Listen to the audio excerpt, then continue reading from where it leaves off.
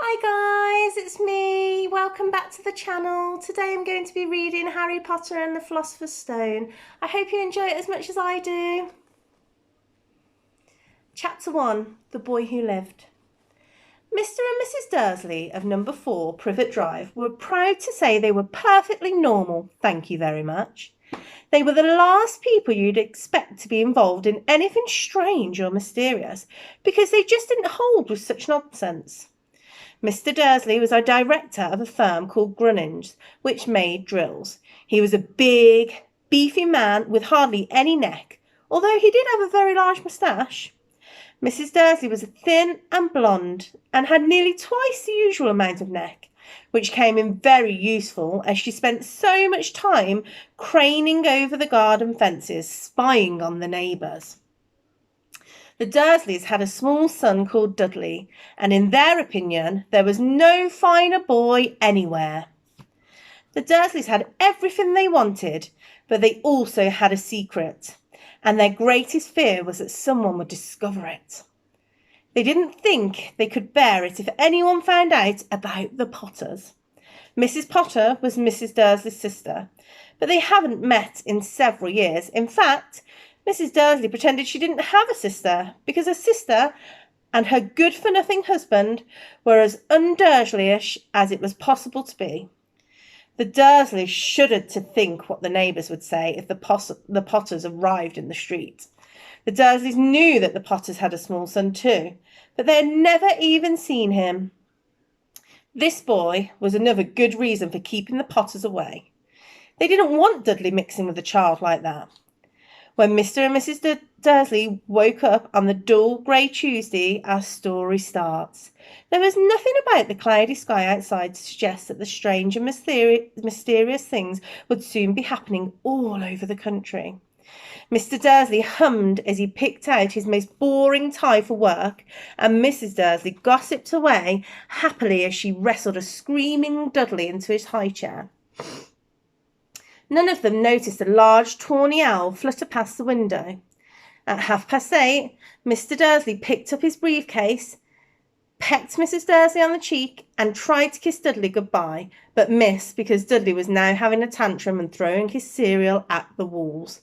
"Little tyke," chortled Mr. Dursley as he left the house. He got into his car and backed out of number 4's drive. It was on the corner of the street that he noticed the first sign of something peculiar. A cat reading a map. For a second, Mr. Dursley didn't realise what he'd seen. Then he jerked his head around to look again. There was a tabby cat standing on the corner of Privet Drive, but there wasn't a map in sight.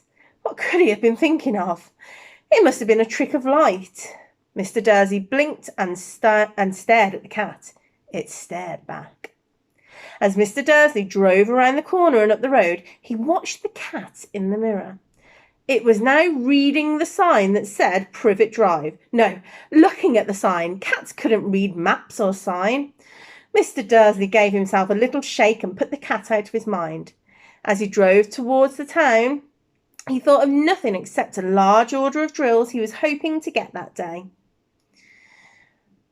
But on the edge of town, drills were driven out of his mind by something else. As he sat in the usual morning traffic jam, he couldn't help noticing that there seemed to be a lot of strangely dressed people about. People in cloaks. Mr. Dursley couldn't bear people who dressed in funny clothes, the get-ups you saw on young people. He supposed this was some stupid new fashion. He drummed his fingers on the steering wheel, and his eyes fell on a huddle of those weirdos standing quite close by. They were whispering excitedly together. Mr. Dursley was enraged to see that a couple of them weren't young at all. Why, that man had to be older than he was, and wearing an emerald green cloak. The nerve of him! But then it struck Mr. Dursley that this was probably some silly stunt. These people were obviously collecting for something. Yes, that would be it. The traffic moved on, and a few minutes later Mr. Dursley arrived in the Grunnings car park, his mind back on drills. Mr. Dursley always sat with his back to the window in his office on the 9th floor. If he hadn't, he might have found it harder to concentrate on drills that morning. He didn't see the owl swooping past in broad daylight. Though people down in the street did, they pointed and gazed open-mouthed as owl after owl sped overhead. Most of them had never seen an owl, even at night time. Mr. Dursley, however, had a perfectly normal owl-free morning. He yelled at 5 different people. He made several important telephone calls and shouted a bit more. He was in a very good mood until lunchtime, when he thought he'd stretch his legs and walk across the road to buy himself a bun from the baker's opposite. He'd forgotten all about the people in cloaks until he passed a group of them next to the baker's. He eyed them angrily as he passed. He didn't know why, but they made him uneasy. This lot were whispering excitedly too, and he couldn't see a single collection tin. It was on his way back past them, clutching a large doughnut in a bag, that he caught a few words of what they were saying. "The Potters! That's right! That's what I heard! Yes, their son Harry!" Mr. Dursley stopped dead. Fear flooded him. He looked back at the whisperers as if he wanted to say something to them, but thought better of it. He dashed back across the road hurriedly to his office, snapped at his secretary, "Do not disturb him," seized his telephone and had almost finished dialing his home number when he changed his mind. He put the receiver back down and stroked his moustache, thinking no, he was being stupid. Potter wasn't such an unusual name. He was sure there were loads of people called Potter who had a son called Harry. Come to think of it, he wasn't even sure his nephew was called Harry. He'd never even seen the boy. It might have been Harvey or Harold. There was no point in worrying Mrs. Dursley. She always got so upset at any mention of her sister. He didn't blame her. If he'd had a sister like that. But all the same, those people in cloaks. He found it a lot harder to concentrate on drills that afternoon, and when he left the building at 5 o'clock, he was still so worried that he walked straight into somebody on the front door. "Sorry," he grunted, as the tiny old man stumbled and almost fell. It was a few seconds before Mr. Dursley realised that the man was wearing a violet cloak. He didn't seem at all upset at being almost knocked to the ground. On the contrary, his face split into a wide smile, and he said in a squeaky voice that made passers-by stare, "Don't be sorry, my dear sir, for nothing could upset me today. Rejoice, for you know who has gone at last. Even muggers like yourself should be celebrating this happy, happy day." And the old man hugged Mr. Dursley around the middle and walked off. Mr. Dursley stood rooted to the spot. He had been hugged by a complete stranger. He also thought he'd been called a muggle, whatever that was. He was rattled. He hurried to his car and set off home, hoping he was imagining things, which he had never hoped before because he didn't approve of imagination. As he pulled into the driveway of number 4, the first thing he saw, and it didn't improve his mood, was the tabby cat he'd spotted that morning. It was now sitting on his garden wall. He was sure it was the same one. It had the same markings around its eyes. "Shoo!" said Mr. Dursley loudly. The cat didn't move. It just gave him a stern look. Was this normal cat behaviour? Mr. Dursley wondered. Trying to pull himself together, he let himself into the house.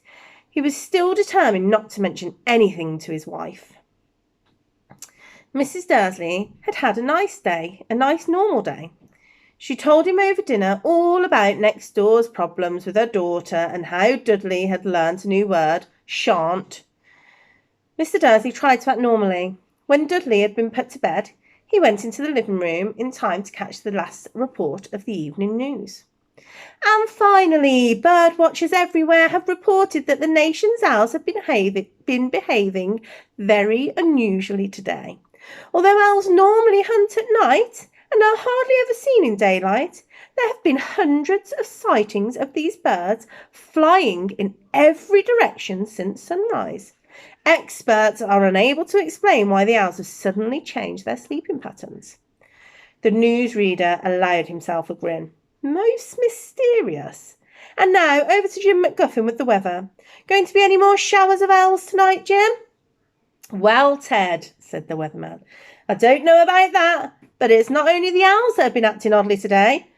Viewers as far apart as Kent, Yorkshire and Dundee have been phoning in to tell me that instead of rain I promised yesterday, they've had a downpour of shooting stars. Perhaps people have been...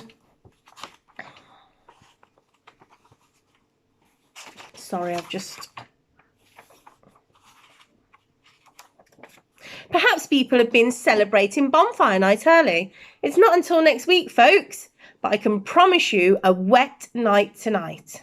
Mr. Dursley sat frozen in his armchair. Shooting stars all over Britain, owls flying by daylight, mysterious people in cloaks all over the place, and a whisper about the Potters. Mrs. Dursley came into the living room carrying 2 cups of tea. It was no good. He'd have to say something to her. He cleared his throat nervously. Petunia, dear, you haven't heard from your sister lately, have you? As he expected, Mrs. Dursley looked shocked and angry. After all, they normally pretended she didn't have a sister. No, she said sharply. Why? Funny stuff on the news, Mr. Dursley mumbled. Owls shooting stars, and there was a lot of funny-looking people in town today. So, snapped Mrs. Dursley.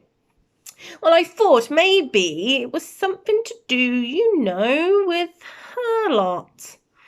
Mrs. Dursley sipped her tea through pursed lips. Mr. Dursley wondered whether he'd dare tell her he'd heard the name Potter. He decided he didn't dare. Instead, he said, as casually as he could, their son.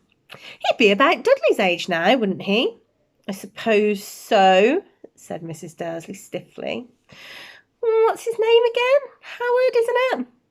Harry. Nasty, common name, if you ask me. Oh, yes, said Mr. Dursley, his heart sinking horribly. Yes, I quite agree. He didn't say another word on the subject as they went upstairs to bed. While Mrs. Dursley was in the bathroom, Mr. Dursley crept into the bedroom window and peered down in the front garden. The cat was still there. It was staring down Privet Drive as though it was waiting for something. Was he imagining things? Could all of this have anything to do with the Potters? If it did, if it got out that they were related to a pair of, well, he didn't think he could bear it. The Dursleys got into bed. Mrs. Dursley fell asleep quickly, but Mr. Dursley lay awake, turning it all over in his mind. His last comforting thought before he fell asleep was that even if the Potters were involved, there was no reason for them to come near him and Mrs. Dursley. The Potters knew very well what he and Petunia thought about them and their kind. He couldn't see how he and Petunia could get mixed up in anything that might be going on. He yawned, turned over. It couldn't affect them. How very wrong he was. Mr. Dursley might have been drifting into an uneasy sleep, but the cat on the wall outside was showing no signs of sleepiness. It was sitting as still as a statue, its eyes fixed unblinkingly on the far corner of Privet Drive. It didn't so much as quiver when a car door slammed in the next street, nor when 2 owls swooped overhead. In fact, it was nearly midnight before the cat moved at all. A man appeared on the corner that the cat had been watching. Appeared so suddenly and silently, you'd have thought he'd just popped out of the ground. The cat's tail twitched and its eyes narrowed. Nothing like this man had ever been seen on Privet Drive. He was tall, thin, and very old, judging by the silver of his hair and beard, which were both long enough to tuck into his belt. He was wearing long robes, a purple cloak which swept the ground, and high-heeled, buckled boots. His blue eyes were light, bright and sparkling behind half-moon spectacles, and his nose was very long and crooked, as though it had been broken at least twice. This man's name was Albus Dumbledore. Albus Dumbledore didn't seem to realise that he'd just arrived in a street where everything from his name to his boots was unwelcome. He was busy rummaging in his cloak looking for something, but he didn't seem to realise he was being watched, because he looked up suddenly at the cat, which was still staring at him from the other end of the street. For some reason, the sight of the cat seemed to amuse him. He chuckled and muttered, "I should have known." He had found what he was looking for inside his pocket. It seemed to be a silver cigarette lighter. He flicked it open, held it up in the air, and clicked. The nearest street lamp went out with a little pop. He clicked it again. The next lamp flickered into darkness. 12 times he clicked the putter-outer until the only lights left in the whole street were 2 tiny pinpricks in the distance, which were the eyes of the cat watching him. If anyone looked out their window now, even beady-eyed Mrs. Dursley, they wouldn't be able to see anything that was happening down on the pavement. Dumbledore slipped the putter-outer back in his cloak and set off down the street towards number 4, where he sat on the wall next to the cat. He didn't look at it, but after a moment he spoke to it. "Fancy seeing you here, Professor McGonagall." He turned to smile at the tabby, but it had gone. Instead, he was smiling at a rather severe-looking woman who was wearing square glasses, exactly the shape of the markings the cat had around its eyes. She, too, was wearing a cloak, an emerald one. Her black hair was drawn into a tight bun, and she looked distinctively ruffled. "How did you know it was me?" she asked. "Dear Professor, I've never seen a cat sit so stiffly." "You'd be stiff if you'd been sitting on a brick wall all day," said Professor McGonagall. "All day? When you could have been out celebrating? I must have passed a dozen feasts and parties on my way here." Professor McGonagall sniffed angrily. "Oh, yes, everyone's celebrating all right," she said impatiently. "You'd think they'd be a bit more careful, but no. Even the Muggles have noticed something's going on. It was on their news." She jerked her head back to the Dursleys' dark living room window. "I heard it. Flocks of owls shooting stars. Well, they're not completely stupid. They were bound to notice something. Shooting stars down in Kent. I'll bet that was Daedalus Diggle. He'd never had much sense." "You can't blame them," said Dumbledore gently. "We've had precious little to celebrate for 11 years. "I know that," said Professor McGonagall irritably.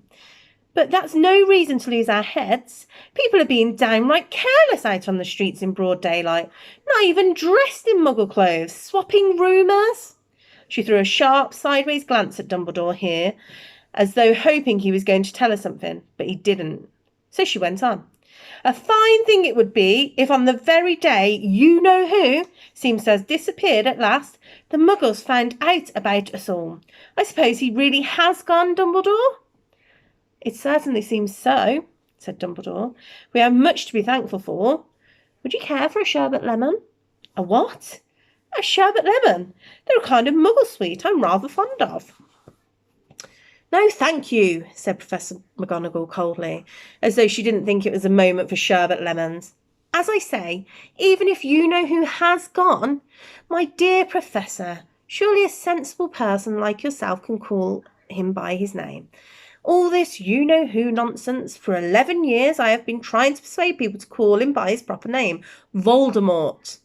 Professor McGonagall flinched, but Dumbledore, who was unsticking 2 sherbet lemons, seemed not to notice. "It all gets so confusing if we keep saying you-know-who. I've never seen any reason to be frightened of saying Voldemort's name." "I know you haven't," said Professor McGonagall, sounding half exasperated, half admiring. "But you're different. Everyone knows you're the only one you-know-who. Oh, all right, Voldemort was frightened of." "You flatter me," said Dumbledore calmly. "Voldemort had powers I will never have." "Only because you're too, well, noble to use them." "It's lucky it's dark. I haven't blushed so much since Madame Pomfrey told me she liked my new earmuffs." Professor McGonagall shot a sharp look at Dumbledore and said, "The owls are nothing to the rumours that are flying around. You know what everyone's saying? About why he's disappeared? About what finally stopped him?" It seemed that the Professor McGonagall had reached the point she was most anxious to discuss. The real reason she'd been waiting on a cold, hard wall all day, for neither as a cat nor a woman had she fixed Dumbledore with such a piercing stare as she did now. It was plain that whatever everyone was saying, she was not going to believe it until Dumbledore had told her it was true. Dumbledore, however, was choosing another sherbet lemon and did not answer. "What they're saying," she pressed on, is that last night Voldemort turned up at Godric's Hollow. He went to find the Potters. The rumour is that Lily and James Potter are that they're dead. Dumbledore bowed his head. Professor McGonagall gasped. Lily and James, I can't believe it. I didn't want to believe it. Oh, Albus. Dumbledore reached out and patted her on the shoulder. I know, he said heavily. Professor McGonagall's voice trembled as she went on. That's not all. They're saying he tried to kill the Potter's son, Harry, but he couldn't. He couldn't kill that little boy. No one knows why or how, but they're saying that they couldn't kill Harry Potter. Voldemort's power somehow broke, and that's why he's gone. Dumbledore nodded glumly. It's true, faltered Professor McGonagall. After all he's done, all the people he's killed, he couldn't kill a little boy. That's just astounding. Of all the things to stop him, but how in the name of heaven did Harry survive? We can only guess, said Dumbledore. We may never know. Professor McGonagall pulled out a lace handkerchief and dabbed her eyes beneath her spectacle. Dumbledore gave a great sniff as he took a golden watch from his pocket and examined it. It was a very odd watch. It had 12 hands, but no numbers. Instead, little planets were moving around the edge. It must have made sense to Dumbledore, though, because he put it back in his pocket and said, Hagrid's late. I suppose it was he who told you I'd be here, by the way. Yes, said Professor McGonagall, and I don't suppose you're going to tell me why you're here of all places. I've come to bring Harry to his aunt and uncle. They're the only family he has left now. You can't mean the people who live here, cried Professor McGonagall, jumping to her feet and pointing at number 4. Dumbledore, you can't. I've been watching them all day. You couldn't find 2 people who are less like us, and they've got this son. I saw him kicking his mother all the way up the street, screaming for sweets. Harry Potter come and live here? It's the best place for him, said Dumbledore firmly. His aunt and uncle will be able to explain everything to him when he's older. I've written them a letter. A letter? Repeated Professor McGonagall faintly, sitting back on the wall. Really? Dumbledore, you think they can explain the letter?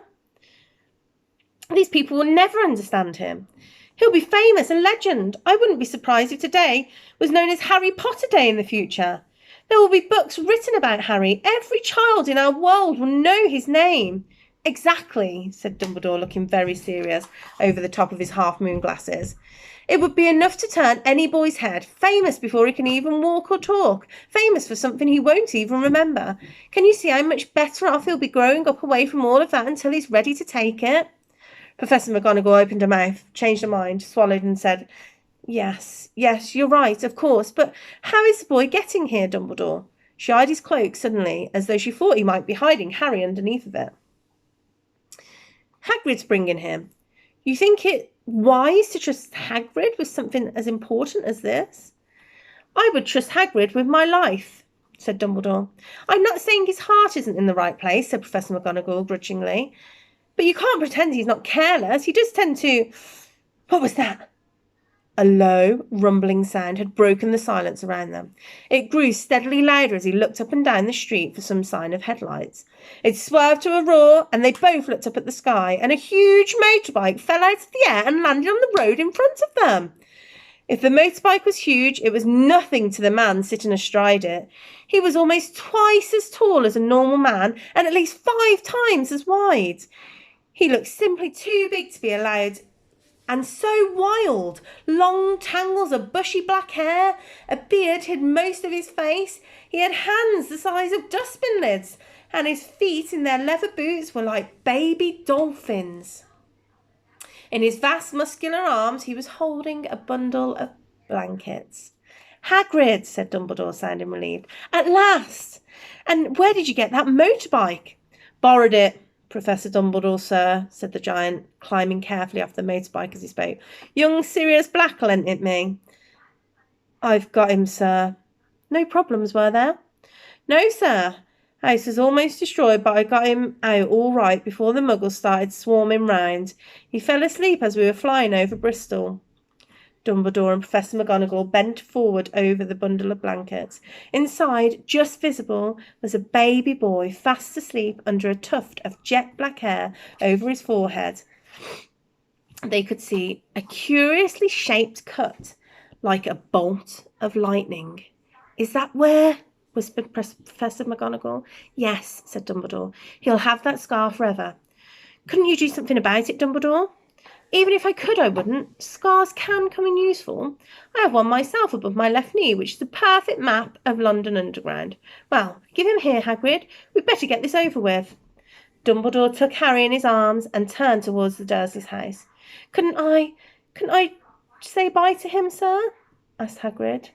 He bent his great shaggy head over Harry and gave him what must have been a very scratchy, whiskery kiss. Then, suddenly, Hagrid let out a howl like a wounded dog. "Shh!" hissed Professor McGonagall. "You'll wake the muggles." "Sorry," sobbed Hagrid, taking out a large spotted handkerchief and burying his face in it. "But I can't stand it. Lily and James dead, and poor little Harry to live with muggles." Yes, it's all very sad, but do get a grip of yourself, Hagrid, or we'll be found," Professor McGonagall whispered, patting Hagrid gingerly on the arm as Dumbledore stepped over the low garden wall and walked to the front door. He laid Harry gently on the doorstep, took a letter out of his cloak and tucked it inside of Harry's blankets, and then came back to the other two. For a full minute, the three of them stood and looked at the little bundle. Hagrid's shoulders shook, and Professor McGonagall blinked furiously, and the twinkling light that usually shone from Dumbledore's eyes seemed to have gone out. "Well," said Dumbledore finally, "that's that. We've no business staying here. We may as well go and join the celebrations." "Yeah," said Hagrid in a very muffled voice. "I'd best get this bike away. Good night, Professor McGonagall. Professor Dumbledore, sir." Wiping his streaming eyes on his jacket sleeve, Hagrid swung himself onto the motorbike and kicked the engine into life. With a roar, it rose into the air and off into the night. "I shall see you soon, I expect, Professor McGonagall," said Dumbledore, nodding to her. Professor McGonagall blew her nose in reply. Dumbledore turned and walked back down the street. On the corner, he stopped and took out his silver putter-outer. He clicked it once, and 12 balls of light sped back to their different street lamps at Privet Drive, glowed suddenly orange, and he could make out a tabby cat slinking around the corner at the end of the street. He could just see the bundle of blankets on the step of number 4. "Good luck, Harry," he murmured, then turned on his heel, and with a swish of his cloak, he was gone. A breeze ruffled the neat hedges of Privet Drive, which lay silent and tidy under the inky sky, the very last place you would expect astonishing things to happen. Harry Potter rolled over inside his blankets without waking up. One small hand closed the letter beside him, and he slept on, not knowing he was special, not knowing he was famous, not knowing he would be woken in a few hours' time by Mrs. Dursley's scream as she opened the front door to put the milk bottles out, nor that he would spend the next few weeks being prodded and pinched by his cousin Dudley. He couldn't know that at this very moment people meeting in secret all over the country were holding up their glasses and saying in hushed voices, "To Harry Potter, the boy who lived." That's the end of chapter 1. Thank you for listening. I will do chapter 2 tomorrow. Bye.